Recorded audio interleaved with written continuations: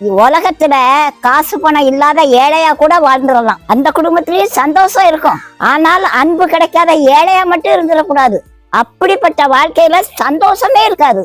நிறைய குடும்பம் அன்பு இல்லாத ஏழையா இருக்கு. கணவன் மனைவிட்ட ஒரு அன்பான வார்த்தை பேசுனது இல்ல. சில பேர் சாப்பிட்டேன்னு கூட கேட்கறது இல்ல. உடம்பு முடியாம படுத்திருந்தா உனக்கு என்னமா செய்யுதுன்னு கூட கேட்க ஆள் இல்ல. நிறைய பேர் மனைவிய வீட்டு வேலை பார்க்க ஒரு மிஷினா தான் பாக்குறாங்க.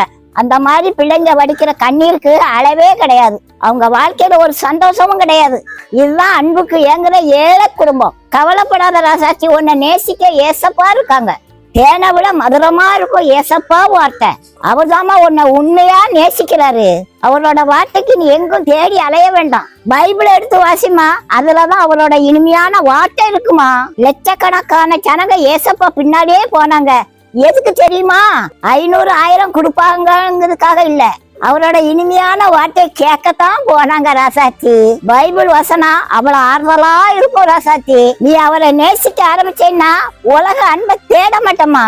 உலக அன்பெல்லாம் ஆசை 60 நாள், மோகம் 30 நாளுங்க மாதிரிமா.